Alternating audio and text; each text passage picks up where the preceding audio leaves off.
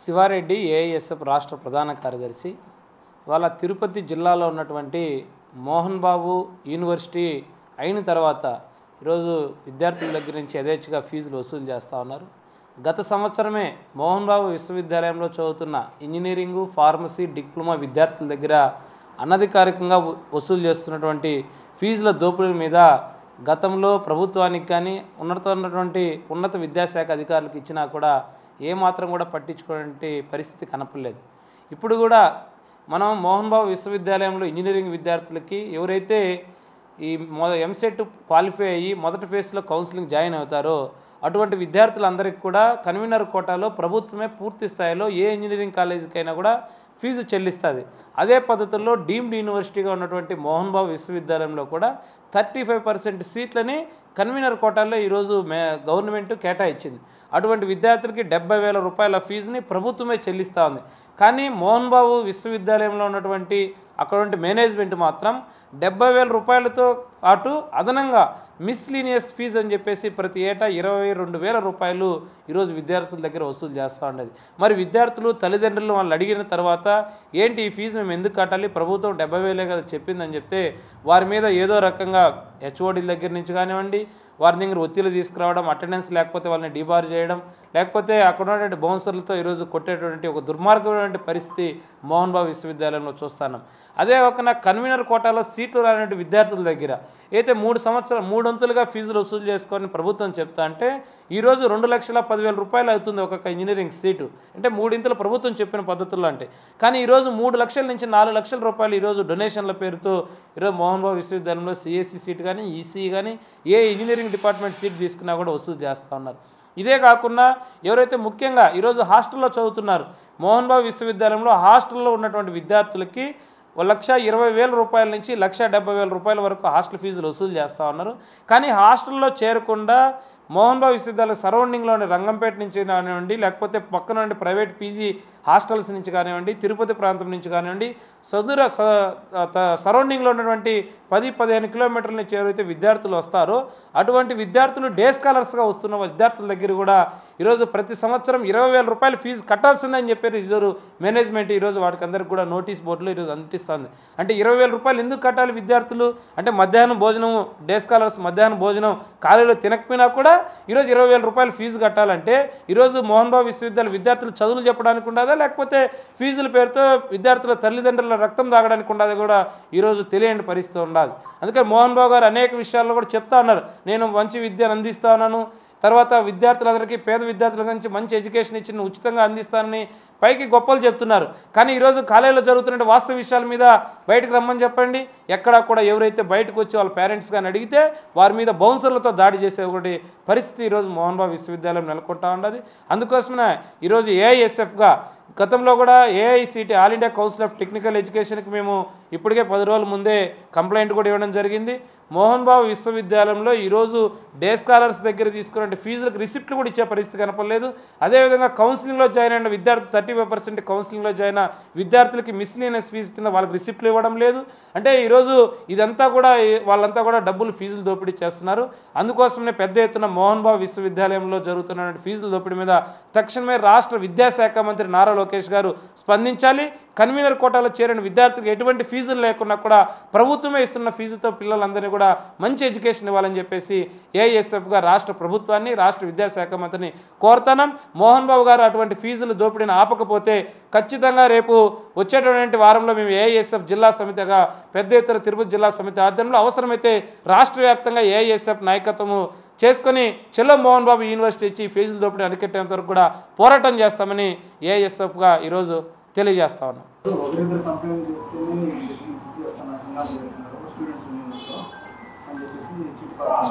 ఈరోజు engineering, pharmacy, diploma చదువుతున్న విద్యార్థులు సుమారుగా 7,000 మంది విద్యార్థులు ఉన్నారు ఆ మోహన్ బాబు యూనివర్సిటీలో. ఒకరు ఇద్దరు కాదు. ఈరోజు విద్యార్థులు మనం ఎంక్వైరీ చేయమనండి గవర్నమెంట్ని, నిజ నిర్ధారణ కమిటీగా డైరెక్ట్గా మనం మోహన్ బాబు గారిని రమ్మనండి, ఆ కాలేజీల మేనేజ్మెంట్స్ ఎవరైనా రమ్మనండి, మేము వస్తాం. ఈరోజు వాల్మార్ట్ ప్రాజెక్ట్స్ అని చెప్పేసి మీరు స్కానర్లతో ప్రతి దగ్గర పెట్టారా లేదా? వాల్మార్ట్ ప్రాజెక్ట్స్ LLP అని వస్తుంది, ఫోన్పేలో స్కాన్ చేయొచ్చు, లేకపోతే ఇతరత్ర మీకు ఉన్నటువంటి యూపీఐలో స్కాన్ చేసి ఖచ్చితంగా 20,000 కట్టిన వాళ్ళనే అలో చేస్తున్నారు. ఈవెన్ ఎవరైతే ఒక్కరోజు ముందుగానే కూడా కట్టకపోతే వాళ్ళని ఎగ్జామ్ సెంటర్లో నిర్దాక్షిణ్యంగా తీసుకొని వచ్చేసి బయటకు పిలిపించేస్తూ ఉన్నారు. అంటే పేరెంట్స్ రేపు కడుతున్నామని కూడా వాళ్ళకి విల్లింగ్ కూడా ఇవ్వట్లేదు. మళ్ళీ ఒక ఫీజు సంవత్సరం ఫీజు 2 టర్ములుగా కట్టుకోవచ్చు సెమ్ వైజు. కానీ ఒకేసారి 6 నెలలలోపే మొత్తం సంవత్సరం ఫీజు ముందే మీరు 6 నెలలకు ముందే చెల్లించాలని చెప్పేసి కూడా ఈరోజు నోటీసులు ఇస్తా ఉన్నారు కింద స్థాయి విద్యార్థులందరికీ కూడా. అంటే మోహన్ బాబు గారు బయట చెప్తున్నది ఒకటి, లోపల జరుగుతున్నది ఒకటి. కాబట్టి వాస్తవ విషయాలు తెలుసుకోవడానికి కూడా ఈరోజు నిజ నిర్ధారణగా మీరు కూడా రండి, మేము చూపిస్తాం, పేరెంట్స్ దగ్గరికి వెళ్దాం. ఎవరైతే ఉన్నారో ఒకరు ఇద్దరు వస్తే వాళ్ళ మీద గొడవ చేసి వాళ్ళని బయట పంపించడం మంచి పద్ధతి కాదు. మీరు నిజాయితీగా అన్నటువంటి నిజాయితీకి మారుపేరని చెప్పేసి మీరు బయట చెప్తున్నారు. కానీ ఈరోజు ఎటువంటి నిజాయితీ ఉందో మీరే రండి, మేము వస్తాం. గవర్నమెంట్ ఆఫీషియల్స్ నుంచి, హైయర్ ఎడ్యుకేషన్ నుంచి కానివ్వండి, ఆ ఏఐసిటి కౌన్సిల్ నుంచి కమిటీకి ఒకటి రావనండి. ఖచ్చితంగా కాలేజీలో జరుగుతున్నట్టు బాగోతాలన్నీ కూడా ఒకటే కాదు, ఫీజులు దోపిడీనే కాదు, అనేటువంటి బాగోతాలన్నీ కూడా బయటకు వచ్చేటువంటి పరిస్థితి ఉన్నది. ఒకరు ఇద్దరు కాదు, వందలాది మంది, వేలాది మంది విద్యార్థులు ఈరోజు నష్టపోతూ ఉన్నారు. ట్రాన్సాక్షన్ ఐడి పేరుతో వాళ్ళని బెదిరిస్తున్నారు. గత సంవత్సరము 17,000 చేశారు, ఈ సంవత్సరం 20,000 పెంచారు. వాళ్ళ రిసిప్ట్ ఎవరైతే మన కంప్లైంట్గా వాళ్ళు ఎవరైనా పోయి అడిగినా కూడా ట్రాన్సాక్షన్ ఐడి కూడా కనుక్కోవడము, వాళ్ళని పిలిపించుకోవడం. అంటే ఎవరైనా విద్యార్థులు అడిగితే ఫెయిల్ చేస్తాము, ఫెయిల్ డైరెక్ట్ హెచ్ఓడిని పిలిపిస్తారు, లేకపోతే బౌన్సర్లతో కొడతారు, ఇబ్బంది పెడతారు. వాళ్ళు డిబార్ చేసి ఒక 7-8 ఏళ్ళు పడుతుంది మళ్ళీ బీటెక్ అయిపోయారు. విద్యా సంస్థలపైన గత కొన్ని రోజుల నుంచి కూడా ఆరోపణలు వస్తూ ఉన్నాయి. కానీ ఈరోజు వాస్తవాలని కూడా ఎంత దుర్మార్గమైనటువంటి పరిస్థితుల్లో మోహన్ బాబు విద్యా సంస్థలు జరుగుతున్న అన్యాయాల్లో ఈరోజు తల్లిదండ్రులు కానీ విద్యార్థులు భయపడి బయటకు చెప్పుకోలేక కూడా కొన్ని విషయాలు మా దగ్గరికి రావడం జరిగింది. ఈరోజు ఒక ఇంజనీరింగ్ విద్యా సంస్థలోనే ఈరోజు మోహన్ బాబు నేను మంచికి మానవత్వానికి నిదర్శనం అని చెప్పేటువంటి మోహన్ బాబు, సినీ ఇండస్ట్రీలో నేనే లెజెండరీ, నేనే అన్నీ అని చెప్పుకునేటువంటి మోహన్ బాబు ఈరోజు పేద విద్యార్థులు లేకపోతే మెరిట్ విద్యార్థులంతా కూడా నీ విద్యా సంస్థలో నాణ్యమైన విద్య దొరుకుతుంది, అక్కడ చదువుకున్న తర్వాత నాణ్యమైన ఉద్యోగం వస్తుందని చెప్పి కూడా తల్లిదండ్రులు విద్యార్థులంతా కూడా నమ్మి నీ విద్యా సంస్థలో జాయిన్ అవుతావు. అంటే ఈరోజు కేవలం నీ వ్యాపారాలు అభివృద్ధి చేసుకోవడానికి, నీ విద్యా సంస్థలను అభివృద్ధి చేసుకోవడానికి పేద విద్యార్థుల నుంచి కూడా ఈరోజు వాళ్ళ ముక్కుపిండి ఈరోజు లక్షల రూపాయలు వసూలు చేస్తూ ఉన్నాం.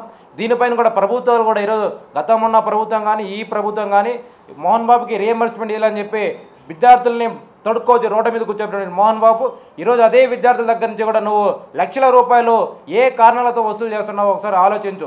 ఎందుకంటే కేవలం ఈరోజు విద్యార్థుల దగ్గర నుంచి ఫీజుల విషయమే కాదు, లేకపోతే 2018లో మోహన్ మంత్ర పేరుతో కూడా ప్రతి సంవత్సరం మీరు విద్యార్థుల దగ్గర నుంచి 5,000 రూపాయల నుంచి కూడా 10,000 రూపాయల వరకు ఒక్కొక్క విద్యార్థి దగ్గర నుంచి కూడా ఎందుకు వసూలు చేస్తున్నారు?